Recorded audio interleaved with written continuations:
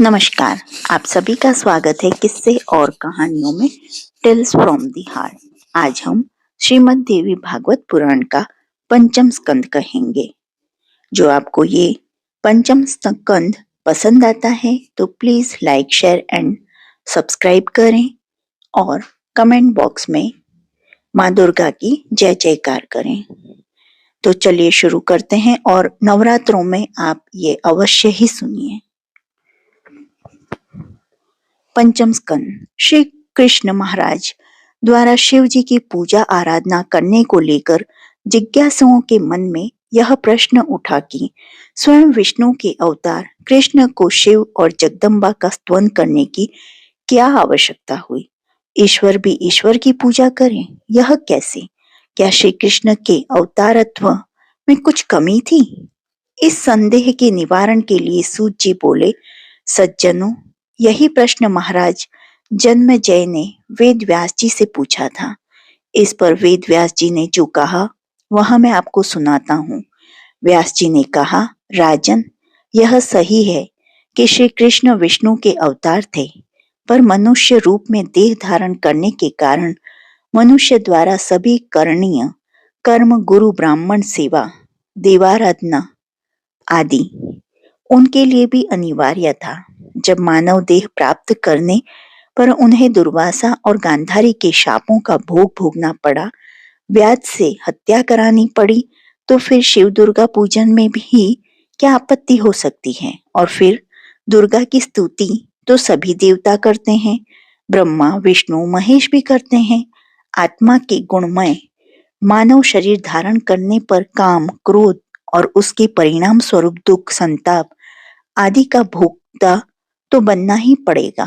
देवी की शक्ति से ही उत्तरोत्तर इन देवताओं का वर्चस्व है। इसलिए हे राजन, ब्राह्मण, विष्णु, महेश ही भगवती के अधीन है, तो कृष्ण द्वारा या देवी दुर्गा की स्तुति पर आश्चर्य नहीं करना चाहिए। देवी के अंश रूप में उसी के अधीन कार्यरत हैं। यह वृत्तांत सुनने पर जन्मेजय ने व्यास जी से श्री भगवती की लीला विस्तार से सुनाने का अनुग्रह करने का निवेदन किया। तब व्यास जी ने उस ममतामयी माँ की महिमा विस्तार से सुनाते हुए कहा, राजन, एक बार की बात है। दनु नामक दैत्य के रंभ और करंभ नामक दो पुत्र थे। दोनों ने घोर तप किया। इंद्र उनके तपोबल से भयाक्रांत हो गया। उसने माया से जल में ग्राह बनकर करम का वध कर डाला। अपने भाई की मृत्यु पर क्षुब्ध रंभ ने एक बृहत यज्ञ संपन्न करते हुए अपना सिर काटकर अग्नि को समर्पित करने का उपकर्म किया। रंभ की अतीव भक्ति और साहस देख अग्निदेव ने साक्षात प्रकट होकर आत्महत्या जैसे पातक से बचाते हुए वर मांगने को कहा। रंभ ने देवों, दानवों तथा मनुष्य से अजय तीनों लोकों को जीतने वाले पुत्र की कामना की। अग्नि ने तथास्तु कहकर उसे संतुष्ट किया कि जिस स्त्री से तुम इस अभिष्ट की कामना से संभोग करोगे, तुम्हें अजय पुत्र प्राप्त होगा। वर पाकर रंभ ने घर लौटते हुए मार्ग में आनंद विहार करते यक्षों को देखा। वहीं उसे एक रूप सी, सर्वांग सुंदरी और सुंदर आभूषणों से युक्त महिषी को देखा। वह उस पर आसक्त हो गया। महिषी ने रंभ की प्रार्थना स्वीकार कर ली। फलतः वह रंभ से रमणी करती हुई गर्भवती हो गई। उसी महिषी से एक महिष ने उसके सौंदर्य पर मुग्ध होकर उससे प्रणय निवेदन किया। स्वयं के पतिव्रता होने के कारण महिषी ने उसे अस्वीकार करते हुए दुत्कार दिया। क्रोधित एवं अपमानित महिष बलात् अधिकार द्वारा कामना पूर्ण करने को उद्यत हो गया। रंभ ने महिष का विरोध किया, किंतु महिष के बल के आगे वह टिक न सका। महिष ने रंभ का वध कर दिया। यह देख महिष ने यक्षों से रक्षा की याचना की। यक्षों ने महिष को युद्ध में मार डाला। महिषी सती होने के लिए अपने पति रंभ की चिता पर बैठ गई। आग लगने पर महिष को भी उसी चिता में भस्म कर दिया गया। रंभ दूसरा शरीर धारण कर तथा महेश रक्तबीज राक्षस के रूप में चिता से निकले। महिषी भी देवी रूप में उत्पन्न हुई। इन्हीं रंभ और महिषी का पुत्र महिषासुर हुआ। महिषासुर ने कठोर तप करके ब्रह्मा जी को प्रसन्न कर लिया। ब्रह्मा ने स्वयं रथ पर आरूढ़ महिषासुर के समक्ष उपस्थित होकर उससे वर मांगने को कहा, तो महिषासुर ने अमर होने का वर मांगा। ब्रह्मा ने जीव के लिए मृत्यु का विधान आवश्यक कहते हुए उससे कुछ और मांगने को कहा, तो दैत्य ने देव, दानव, पुरुष तथा यक्ष, गंधर्व आदि से अपने को अजय होने का वर मांगा। मंदा दैत्य मानता था कि स्त्री से उसे किसी प्रकार के भय की शंका नहीं है, अतः पुरुषों से अजय होने का वर मांग लिया। ब्रह्मा जी ने उसे तथास्तु कहकर विदा ली। अजय वर प्राप्त कर महिषासुर मदोन्मत्त हो गया। उसने स्वर्ग जीतने की इच्छा से अपना एक दूत इंद्र के पास भेजा और कहलवाया, स्वर्ग छोड़ दो या मुझसे युद्ध करो। इंद्र ने दूत के अवध्य होने के कारण उसे मुक्त करते हुए कहा, अपने स्वामी से कहो मर्यादा में रहें, अन्यथा दैत्यों का विनाश हो जाएगा। दूत के विदा करने पर इंद्रदेव गुरु बृहस्पति की शरण में गए। बृहस्पति ने उन्हें होनी को बलवान कहते हुए ब्रह्मा, विष्णु, महेश की शरण में जाने को कहा। यह सुनकर इंद्र इस त्रिमूर्ति की शरण में गया तो महिषासुर की चुनौती और देव समूह को संकटग्रस्त देखते हुए तीनों देवता अपने दल बल से देवलोक में उनकी रक्षार्थ आ गए।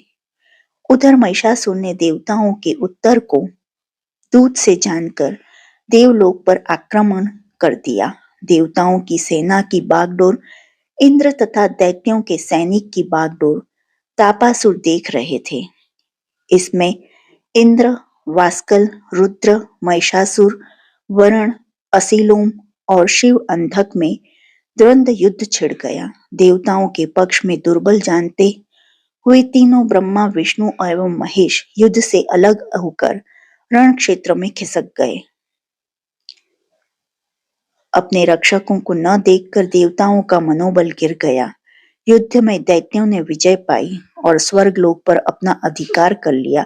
देवता बेचारे वन उपवन भटकते हुए निराश्रय का सा जीवन व्यतीत करने लगे। पराजित देवताओं ने ब्रह्मा से अपनी व्यथा कथा कही। ब्रह्मा ने उन्हें शिव के समक्ष लाए। शिव ने ब्रह्मा के वर को ही इसका कारण बतलाते हुए उनकी भर्त्सना की और अपनी समर्थता प्रकट की। शिव जी उन्हें विष्णु के पास ले गए।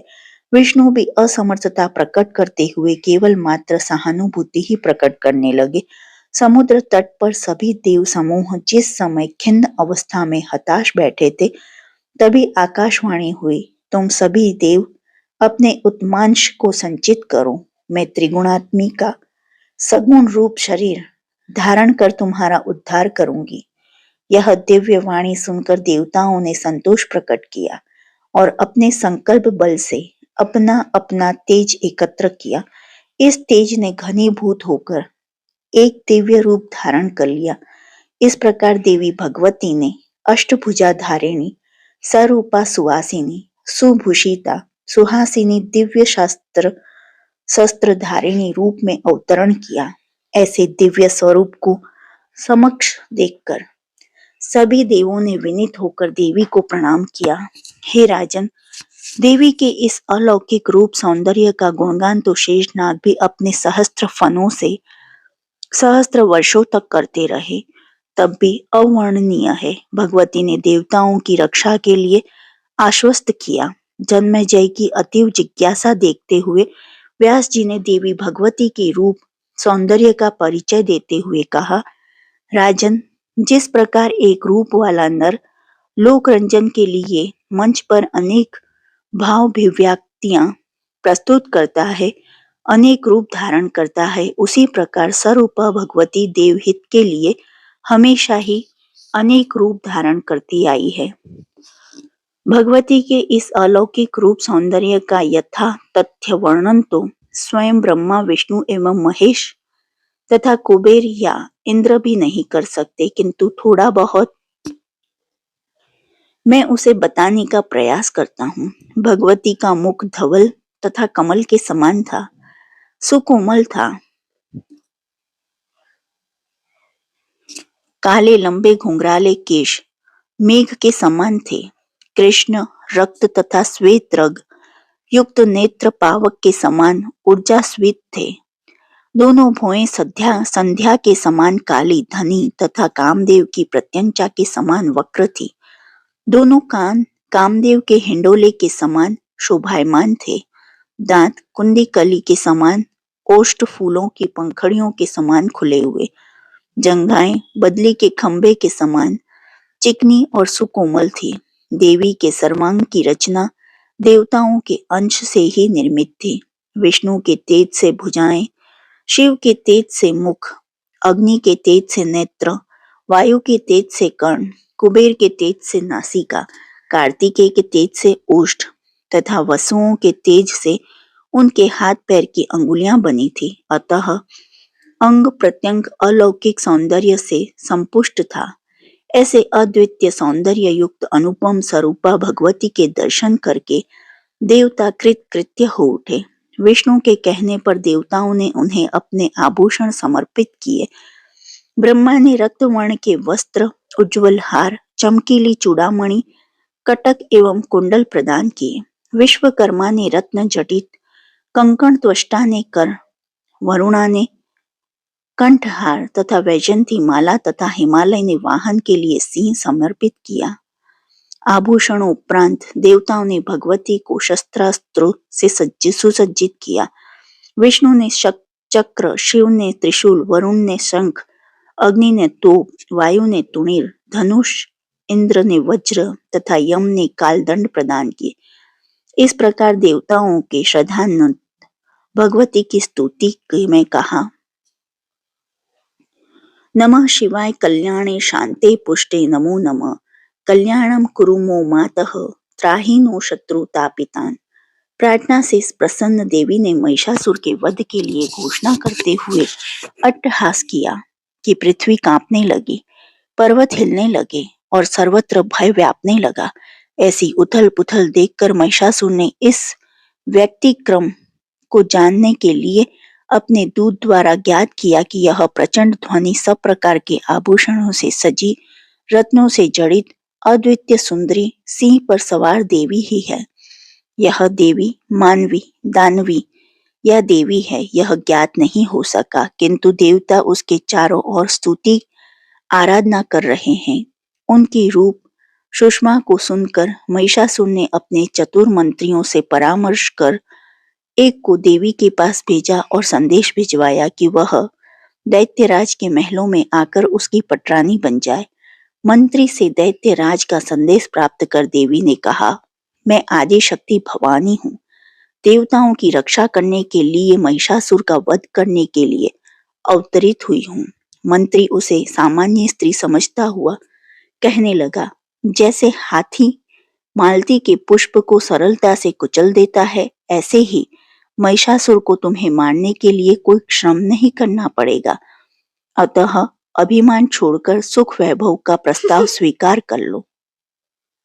देवी ने मंत्री को चेतावनी देते हुए आदेश दिया, कुचेष्टा न करते हुए अपने स्वामी से कहो, साहस है तो मेरे समक्ष प्रस्तुत हो। उसकी मृत्यु स्त्री के हाथों लिखी है, होनी को कोई नहीं टाल सकता। मंत्री के मुख से देवी के चुनौती भरे संदेश को सुनकर महिषासुर तिलमिला उठा। उसने सेनापति तम्रासुर को अपनी दल बल के साथ देवी से मुलाकात करने के लिए प्रेषित कर दिया। देवी के भीषण प्रहार न सह पाने के कारण ताम्र युद्ध क्षेत्र से ही भाग खड़ा हुआ। ताम्र की कायरता से क्षुब्ध दैत्यराज ने मंत्रियों से परामर्श किया। मंत्रियों ने स्त्री के हाथों मृत्यु की नियति का लिखा बताते हुए संधि के लिए प्रेरित किया, किंतु महिषासुर ने मंत्रियों की अवहेलना करते हुए अपने प्रमुख सेनापतियों वास्कल और दुर्धर को देवी पर विजय पाने के लिए पलायन का आदेश दिया। दोनों ही दैत्यों ने देवी के सम्मुख आकर उन्हें ललकारते हुए अपने तीव्र शस्त्रों से प्रहार कर दिए, किंतु देवी के अजय शक्ति के आगे वे हार गए और मृत्यु को प्राप्त हो गए। महिषासुर ने अपने सेनापतियों के वध का समाचार सुना तो वह व्याकुल, असंयत और असंतुलित हो उठा। महिषासुर को इस प्रकार चिंतित देखकर विष्णु नामक दैत्य ने देवी संहार के लिए प्रयाण किया। युद्ध क्षेत्र में देवी को ललकारते हुए उसने उन्हें चुनौती दी। दोनों में भयानक युद्ध छिड़ गया। देवी ने उसे गदा प्रहार से धराशायी कर दिया। विष्णु को मूर्छित होता देख ताम्रासुर ने लोह मूसल से देवी का प्रहार किया, किंतु देवी ने अपने प्रत्याक्रमण से उसके प्रभाव को नष्ट कर दिया और खड्ग के एक ही प्रहार से उसका सिर काट दिया। इसी काल में किंतु ने सचेत होकर जैसे ही देवी पर आक्रमण के लिए पीछा किया, देवी ने 5 बाण एक साथ छोड़कर उसके हाथ, सिर, धड़, कंठ आदि काट डाले। चिक्षु और तम्रासुर के यमलोक प्रस्थान का समाचार सुनकर महिषासुर विचलित हो गया। अब उसने असीलोम और विडाल को सेना की कमान सौंपते हुए सामना करने के लिए भेजा। दोनों वीरों ने अपना पराक्रम दिखाते हुए देवी के हाथों जान गंवाई। बहुत से सैनिक भी हताहत हुए। इस विनाशक लीला को देखते हुए महिषासुर स्वयं रथारूढ़ होकर युद्ध के लिए देवी के समक्ष प्रस्तुत हुआ।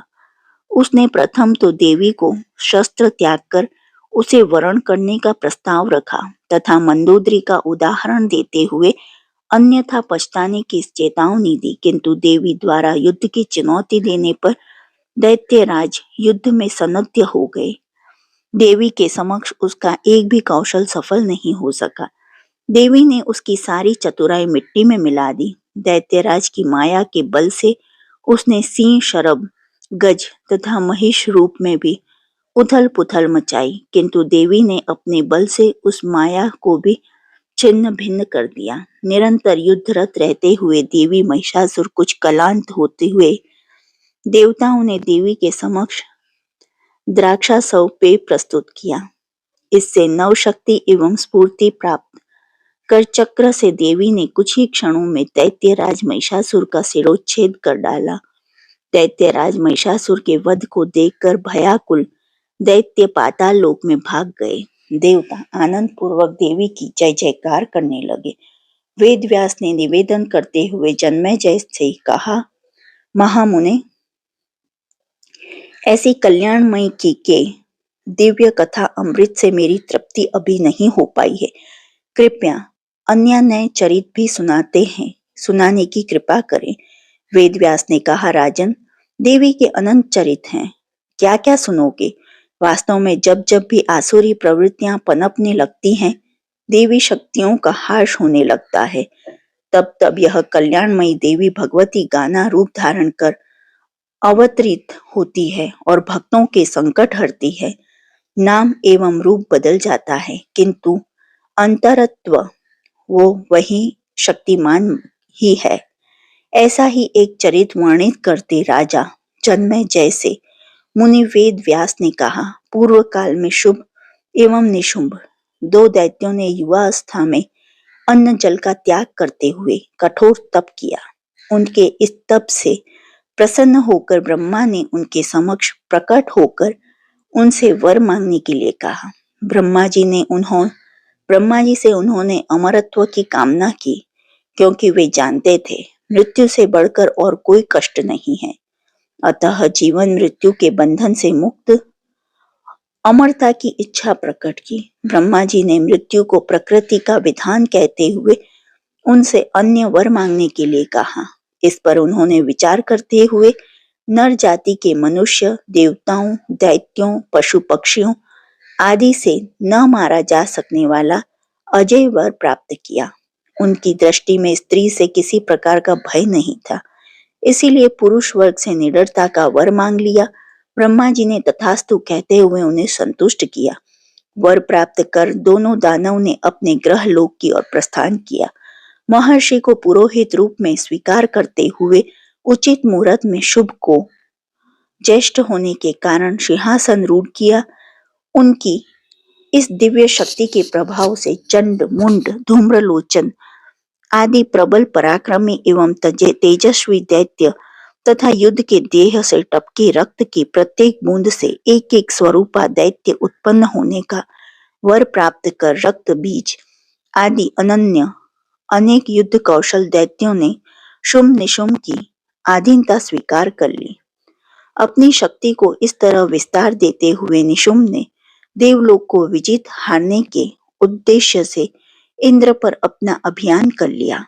अपनी प्रचंड सेना के बल से इंद्र सहित सभी देवताओं को परास्त कर इंद्र पद प्राप्त कर लिया। यहाँ की स्वर्ग लोक के सभी दुर्लभ एवं दैव्य पदार्थों नंदन वन कल्प वृक्ष कामधेनु पर भी अपना अधिकार कर लिया। सूर्य वरुण कुबेर अग्नि आदि को अपदस्थ करते हुए उनके आसनों पर अपना अधिकार कर लिया। ऐसी पराजय है वशीभूत देवगण निसहाय से पर्वत गुफाओं में निर्जन वनों एवं नदी तटों पर निर्वासित जैसा जीवन व्यतीत करने को बाध्य हो गए। लंबे समय तक इसी प्रकार भटकते हुए एक दिन सभी देवता इंद्र सहित देवगुरु बृहस्पति की शरण में गए और इस आपत्ति से उबरने का उपाय पूछा। बृहस्पति ने हानि लाभ सुख दुख को भाग्य का लेख करते हुए संयम और धीरज से यह कष्ट सहन करने का परामर्श दिया। उन्होंने महिषासुर के आतंक से मुक्ति पाने के लिए भगवती आराधना की शरण में जाने के लिए कहा। वहीं इस संकट से मुक्ति दिला सकती हैं। गुरु बृहस्पति ने यह उपाय जानकर देवगण हिमालय पर्वत पर जाकर देवी की स्तवन आराधना करने लगे। देवों की प्रार्थना से द्रवित मां भक्ति ने द्रवित होकर उनके आने का कारण जाना। देवताओं ने शुम्भ निशुम्भ रक्तबीज तथा अन्य दैत्यों के उत्पात से हुई अपनी दुर्दशा का वर्णन करते हुए उनसे कष्टों से मुक्ति की याचना की। देवताओं ने महिषासुर से मुक्ति के संदर्भ का स्मरण कराते हुए देवी द्वारा रक्षा के आश्वासन का स्मरण भी कराया। सभी देवता इस प्रकार शरणागत की रक्षा करने वाली मां भगवती से अनुनय विनय करने लगे। मां ने मंद मंद मुस्कुराते हुए उनकी व्यथा पहचानते हुए उन्हें अपने आश्वासन के अनुरूप रक्षा का वचन दिया और देवताओं को निश्चिंत रहने को कहा। भगवती देवी ने अपने ही अंश रूप एक कृष्ण एवं दिव्य रूपा देवी को उत्पन्न किया। देवी भवानी के शरीर से पैदा यह देवी कृष्ण वर्ण होने के कारण कालिका कहलाई। कालिका को साथ में लेकर देवी भगवती दुर्गा ने सिंह पर सवार होकर शत्रु का विनाश करने के लिए प्रयाण कर दिया। दैत्यों के शिविर के समीप के नगर स्थित उपवन में वह मधुर स्वर में गाने लगी। उस समय उपवन में आए चंड एवं मुंड नामक दैत्यों ने देवी के इस प्रकार मधुर एवं मनमोहक संगीत स्वर को सुना तो वे आश्चर्यचकित रह गए। उन्होंने अपने जीवन में ऐसी रूपवती एवं सुंदर कंठ वाली नारी पहले कभी नहीं देखी थी। तो उन्होंने अपने स्वामी शुभ के पास जाकर उस रूपसी के गुण का बखान किया और ऐसी अद्वितीय सुंदरी का वर्ण करने के लिए उसे प्रेरित किया। सिंह पर आरूढ़ शक्ति और सौंदर्य का घर वह नाई सब रत्नों से भी मूल्यवान है। उसके बिना शुभ अकिंचन ही रह जाएंगे। दैत्यों से देवी की रूप गुण महिमा का श्रवण कर उस कंठ माधुरी ने गाय का आस्वादन लेने के हित शुभ ने अपने दूत सुग्रीव को प्रलोभन से उस देवी को वश में करके लाने के लिए प्रेषित किया। सुग्रीव ने देवी के सम्मुख जाकर कहा, मैं तीनों लोगों के स्वामी सर्व प्रकार सुंदर साहस एवं वीरता में अद्वितीय महाराज शुभ के द्वारा भेजा गया संदेश लेकर आया हूँ। वह आपकी रूप सुषमा पर मुग्ध हैं और आपसे विवाह करना चाहते हैं। देवताओं पर विजय प्राप्त करने वाले महाराज शुभ की पत्नी बनना तुम्हारे लिए सबसे बड़ा सौभाग्य होगा। तुम ऐसा स्वर्ण अवसर हाथ से मत जाने दो। दूत के मुख से ऐसे दंभी वचन सुनकर मुस्कुराते हुए देवी ने शुभ के वैभव बहादुर एवं तेजस्विता से परिचित होने के भेद को बताते हुए कहा, मैंने प्रतिज्ञा कर रखी है, जो मुझे युद्ध में हरा देगा वही मुझे पत्नी बनाने का सौभाग्य प्राप्त कर सकता है। यह समाचार तुम अपने स्वामी को दे दो। जो मुझे युद्ध में पराजित कर देगा वह या उसका भाई, मैं उसी के पति रूप में वर लूंगी। सुग्रीव से ऐसा समाचार पाकर शुभ ने अपने भाई निशुम्भ से परामर्श किया तथा इस प्रकार स्वयं न जाकर धूम्रलोचन को भेजने का निश्चय किया। उसके जीतने पर शुंभ उससे विवाह कर सकता है। धूम्रलोचन को बिना देवी को किसी प्रकार का कष्ट दिए जीत कर लाने का आदेश देकर शुभ ने युद्ध के लिए भेज दिया। धूम्रलोचन ने देवी को युद्ध से विरत करते हुए रति विलास में मन लगाने का परामर्श देते हुए संग्राम जीतने को स्त्रीयोचित गरिमा के विपरीत कहते हुए समर्पण करने की बात कही। देवी ने उसे फटकारते हुए युद्ध के लिए ललकारा। फुफकारते हुए धूम्रलोचन ने जो ही देवी पर झपट्टा मारना चाहा, भगवती ने अपनी हुंकार से उसे भस्म कर दिया। अपने सेनापति को ही मृत्यु प्राप्त हुआ जानकर उसके भयग्रस्त सैनिक तत्काल भाग खड़े हुए। युद्ध से बच्चे सैनिकों ने देवी के रण बल का पराक्रमी वृत्तांत जब शुभ को सुनाया तो दोनों भाइयों ने एकांत में परामर्श कर स्वयं निशुंभ ने जानने का उपक्रम किया तो खरगोश को मारने के लिए हाथी के प्रयाण की बात कहकर निशुंभ को रोककर चंड एवं मुंड को युद्ध के लिए भेज दिया।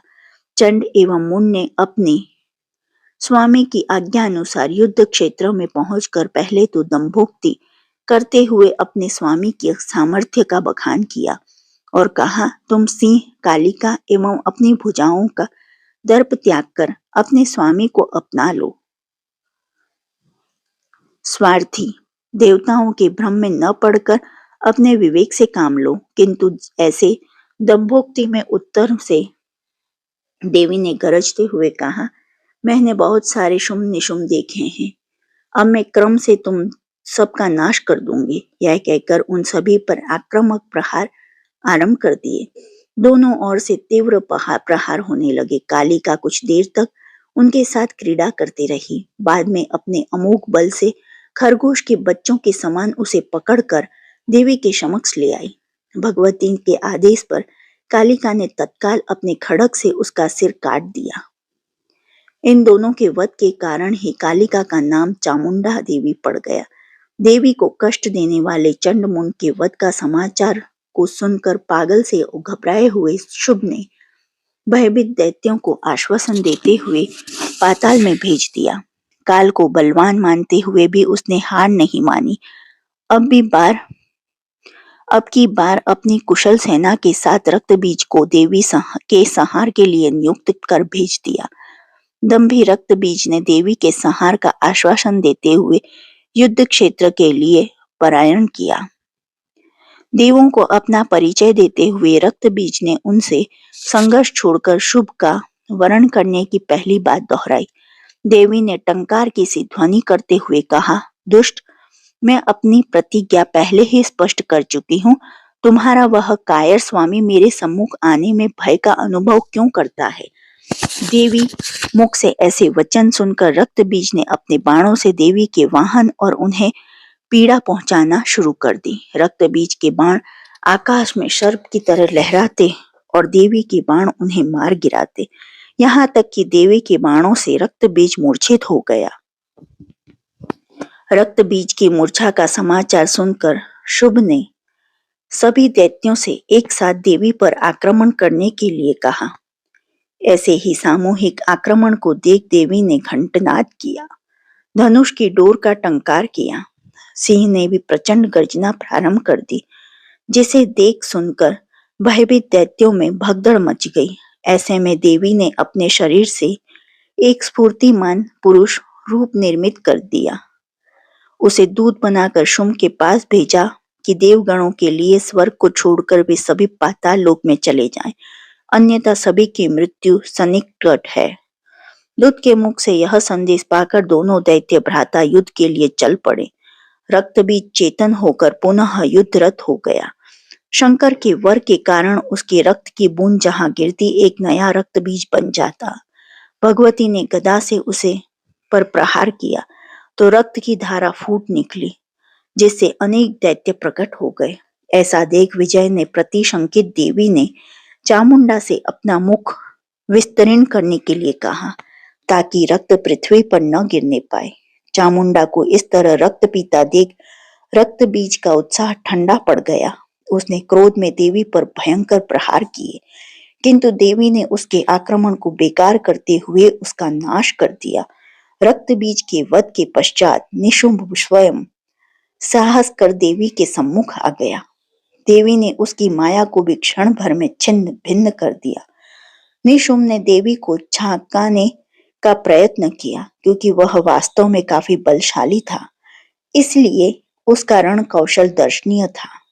एक बार तो उसने देवी को विचलित ही कर दिया, किंतु देवी ने शीघ्र ही उसका सिर धड़ से अलग कर दिया। आश्चर्य यह हुआ कि बिना सिर निशुंभ का धड़ देवी का पीछा करने के लिए दौड़ा, किंतु देवी ने उसके पैर काटकर उसे यमलोक पहुंचा दिया।